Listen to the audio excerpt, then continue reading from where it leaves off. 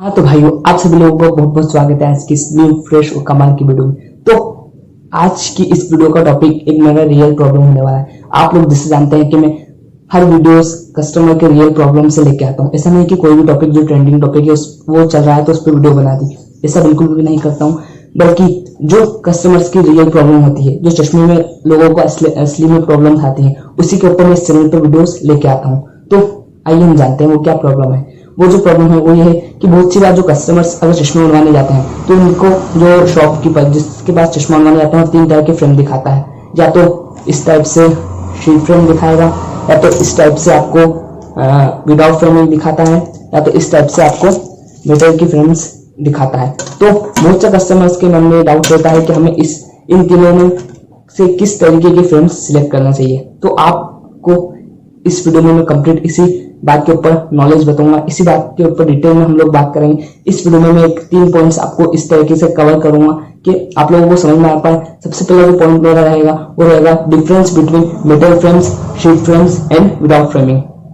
और सेकंड जो पॉइंट मैं आपसे कवर करूंगा वो रहेगा कि जो इन तीनों फ्रेम्स के किस फ्रेम का क्या एडवांटेज है, किस फ्रेम का क्या डिसएडवांटेज है। और थर्ड जो पॉइंट मैं कवर करूंगा वो है वो खुद मेरा रिकमेंडेशन, मतलब मैं आपको रिकमेंड करूंगा कि किस तरीके की फ्रेम्स आपको सिलेक्ट करना चाहिए। तो लास्ट तक इस पावरफुल, इंटरेस्टिंग और नॉलेजेबल वीडियो को देखिएगा। और अभी तक आप सभी लोगों ने हमारे चैनल को सब्सक्राइब नहीं किया तो सब्सक्राइब कर दीजिए, ताकि इस तरीके की पावरफुल वीडियोस रेगुलर बेसिस पे आप तक मिलती रहे। सब्सक्राइब करने के कोई चार्जेस नहीं है। और सेकंड जो बात है वो है कि लाइक करके हमें उत्साह बढ़ाए, ताकि इस तरीके की पावरफुल वीडियोस हम रेगुलर बेसिस पे आपके लिए बना रहे हैं तो हमारा मोटिवेशन बढ़ता रहे। और थर्ड जो बात मैं करता हूँ कि इस वीडियो को ज्यादा से ज्यादा लोगों तक शेयर करें, क्योंकि ये कॉमन प्रॉब्लम मैंने बहुत सारे लोगों के सामने देखी है कि यही प्रॉब्लम आती है कि भैया इन तीनों में से किस टाइप की फिल्म सिलेक्ट करें, हमें समझ नहीं आ रहा। तो इस प्रॉब्लम का सॉल्यूशन कंप्लीट इस वीडियो में आपको मिल जाएगा। तो चलिए बिना किसी देरी के शुरू करते हैं। आप लोग देख रहे हैं किंग ऑप्टिकल राठौर और मैं हूँ यश राठौर। तो बिना किसी देरी के शुरू करते हैं, चलिए शुरू करते हैं। हाँ तो फ्रेंड्स, अब हम लोग सबसे पहले इनके डिफरेंस जानेंगे कि मेटल की फ्रेम, फाइबर की फ्रेम और विदाउट फ्रेम में क्या क्या डिफरेंस होता है, तभी तो हम इसके एडवांटेजेस और डिसएडवांटेज समझ पाएंगे। सबसे पहले हम लोग डिफरेंस की बात करते हैं। तो सबसे पहले मैं बात करूंगा मेटल फ्रेम्स की। तो आप लोग नाम से ही जान चुके होंगे कि metal frames means made up of metal, मतलब कि ये मेटल की बनी हुई है, इसलिए इसका नाम है मेटल फ्रेम।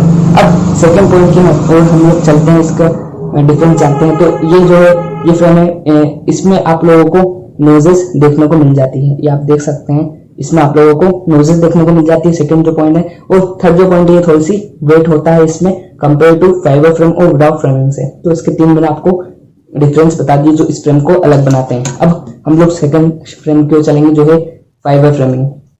तो जो फाइबर फ्रेम है, आप लोग नाम से ही इसे भी जान सकते हैं कि made up of fibre frame means made up of fibre, मतलब ये प्लास्टिक मतलब फाइबर से बनी हुई होती है। अब सेकंड पॉइंट की ओर चलते हैं। तो सेकंड जो पॉइंट है, इसमें आपको कोई नोजेस देखने को नहीं मिलती है। और थर्ड जो होता है ये होती है कि ये ज्यादा लाइट वेट होती है कंपेयर टू मेटल फ्रेम। तो इसका एक डिफरेंस, इसके जो 3 डिफरेंस होगा ये। अब हम लोग चलते हैं विदाउट फ्रेम के ऊपर। तो विदाउट फ्रेम ये भी आप नाम से ही जान सकते हैं कि विदाउट फ्रेम मीन्स इसमें कोई फ्रेम नहीं रहती है, केवल इसकी जो डंडियां है वही फ्रेम है, बाकी इसमें कांच पे कोई फ्रेम नहीं रहती है। और सेकंड जो पॉइंट की बात करें तो इसमें भी आप लोगों को यहाँ पर नोजेस मिल जाती है। और थर्ड की बात करें तो ये जो होती है ये मोर लाइट वेट, ये ज्यादा लाइट वेट होती है शीट फ्रेम से और मेटल की फ्रेम से। तो ये तीन मैंने आप लोगों को डिफरेंस बताए हैं इन तीनों फ्रेम में। तो अब हम लोग चलते हैं। तो आइए इन तीनों फ्रेम्स के एडवांटेजेस और डिसएडवांटेजेस की ओर चलते हैं। तो सबसे पहले हम लोग बात करेंगे मेटल फ्रेम्स की क्या एडवांटेजेस है और क्या डिसएडवांटेजेस है। तो सबसे पहले हम लोग चलते हैं एडवांटेजेस की ओर। तो इसका सबसे मेन जो एडवांटेजेस है वो है कि ये जो होती है ये मोर स्ट्रॉन्गर, मतलब ये जो होती है ज्यादा मजबूत होती है कंपेयर टू फाइबर फ्रेम और विदाउट फ्रेमिंग। और सेकंड जो इसका एडवांटेज है वो है अनब्रेकेबल, मतलब ये आपको जैसे कि मैंने बताया कि मजबूत होती है, तो ना कोई दबने पे टूटती है ना कोई ये मुड़ने पे टूटती है। और थर्ड जो इसमें हम फोर्थ जो पॉइंट की ओर चलते हैं। तो इसका फोर्थ जो पॉइंट है ये होती है, ये ट्रेंडिंग लुक्स में भी आ रही है। वैसे तो ये ओल्ड लुक में मैंने आपको बताया, इस टाइप में मेटल फ्रेम में जो है ट्रेंडिंग लुक्स में भी आ रही है, जो बड़े साइज की आती है। तो ये तो हमने इसके एडवांटेज की बात करी। अब हम लोग इसके डिसएडवांटेज की बात करते हैं। तो इसके जो डिसएडवांटेज होते हैं वो ये सबसे पहला डिसएडवांटेज इसका यही है कि ये हेवी होती है, मतलब ये थोड़ा सा लगाने पे भारी होती है किसी फ्रेम के कंपैरिजन में। सेकंड जो इसकी बात करते हैं तो सेकंड जो इसका होता है, जैसे आप लोगों को, जैसे मैंने बताया था पहले कि आपको यहाँ पे नोजेस देखने को मिलती है, तो इस नोज से आप लोगों को अगर आप इसे लगाते हैं तो यहाँ पे कहीं ना कहीं कुछ कस्टमर्स को, मैं हर कस्टमर की बात नहीं कर रहा हूँ, कुछ कस्टमर्स को ये प्रॉब्लम आती है कि इस टाइप की मेटल फ्रेम लगाने की वजह से इनकी जो नोज पे दे रखते हैं, इसकी वजह से यहाँ पे निशान आना शुरू हो जाते हैं और यहाँ पे भी कहीं ना कहीं उनको निशान आना की प्रॉब्लम्स होती है। तो सेकेंड इसका डिसएडवांटेज ये हो सकता है। और थर्ड डिसएडवांटेज की बात करें तो कहीं ना कहीं ये मेटल का बना हुआ होता है, तो कहीं ना कहीं गर्मी के दिनों में, खास करके गर्मी के दिनों में, ये गर्मी की वजह से चुभने वगैरह की परेशानी आ सकती है। तो ये तो थी इसकी एडवांटेज और डिसएडवांटेज की बात। अब हम लोग चलते हैं सेकंड जो फ्रेम है वो है फाइबर फ्रेमिंग। तो इसकी एडवांटेज और डिसएडवांटेज की बात करना है तो सबसे पहला इसका जो एडवांटेज होता है वो होता है कि ये मोर लाइट वेट होती है किसी भी फ्रेम से, मतलब ये आपको मेटल फ्रेम से हल्की मिलती है, मतलब ये लगाने पे भी कंफर्टेबल है, वो लाइट वेट, जिससे निशान आने के चांसेस नहीं रहते हैं। और इसमें आपको गर्मियों के दिनों में कोई प्रॉब्लम नहीं आती है, ऐसा नहीं कि इनमें फाइबर है तो गर्मियों के दिनों में पिघल जाता है, ऐसा कोई दिक्कत नहीं आती है, ये इसका एक एडवांटेज है। और थर्ड एडवांटेज की बात करें तो मोर ट्रेंडिंग, अभी आप लोग जान सकते हैं कि इस टाइप की फाइबर फ्रेमिंग्स ट्रेंडिंग में भी चल रही है, तो ये हो गया इसका एडवांटेज। अब इसकी भी कुछ डिसएडवांटेजेस होते हैं, कुछ अच्छाइयां हैं तो कुछ बुराइयां भी होती हैं। तो आइए इसकी ओर चलते हैं। तो इसके डिसएडवांटेज की बात करें तो इसका जो डिसएडवांटेज होता है ये है, अगर ये थोड़ी सी कम मजबूत होती है compare to metal, first disadvantage. अब सेकंड की हम लोग बात करते हैं तो सेकंड ये जो होती है, इसमें कहीं ना कहीं ये दबने करने पे आने से कहीं ना कहीं जल्दी टूटने का डर रहता है इसमें कंपेयर टू मेटल। तो ये इसके कहीं ना कहीं बस खामी है, डिसएडवांटेजेस है। तो अब हम लोग चलते हैं थर्ड फ्रेम के ऊपर जो कि है इस टाइप से विदाउट फ्रेमिंग। तो ये जो फ्रेम है इसका सबसे पहले हम लोग एडवांटेज की बात करेंगे। तो इसके जो एडवांटेज है ये है मोर लाइट वेट, आप देख सकते हैं कि कितनी हल्की होती है, क्योंकि इसमें कहीं भी यहाँ पे आप आगे देख सकते हैं कोई फ्रेम नहीं होती, उसी वजह से बहुत ही हल्की होती है कंपेयर टू फाइबर फ्रेम और मेटल फ्रेम।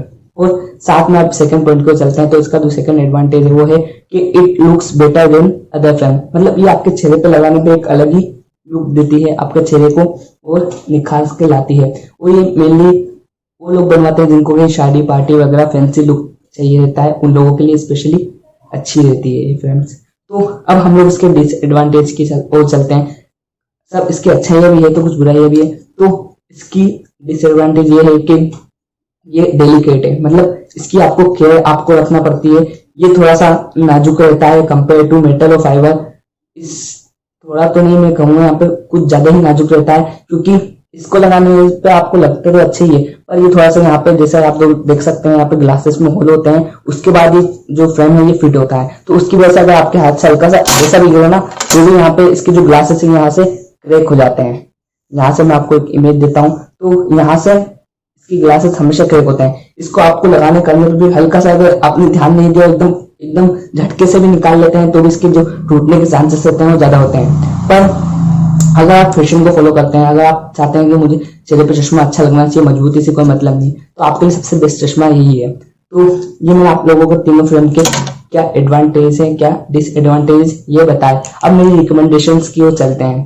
तो हाँ, तो अब मेरी रिकमेंडेशंस की ओर चलते हैं। मैं आपको रिकमेंड करूंगा, आपको सलाह देता हूँ, क्योंकि मैं आपको एक भाई एक फ्रेंड होने के नाते आपको सलाह देता हूँ। तो जो मैं रिकमेंड करता हूँ कि अगर आपकी एज 10 साल से लेकर 50 साल तक है तो आपके लिए सबसे बेस्ट फ्रेमिंग जो होती है वो होती है फाइबर फ्रेमिंग। हाँ, ये फाइबर फ्रेमिंग आपके लिए, अगर आपकी एज 10 साल के ऊपर है और 50 साल तक भी है, 50 साल के अंदर भी है, तो आपके लिए सबसे बेस्ट फ्रेमिंग जो होगी वो होगी फाइबर फ्रेमिंग, क्योंकि इसमें आपको ये लाइट वेट भी है, ट्रेंडिंग लुक भी मिल जाती है, साथ ही कंफर्टेबल भी रहती है। वो बहुत ही मैंने आपको एडवांटेज और डिसएडवांटेज बता ही दिए हैं। तो अगर आपकी एज 10 साल से ज्यादा है, 50 साल तक भी है, तो आपके लिए सबसे बेस्ट फ्रेम रहेगी फाइबर फ्रेमिंग।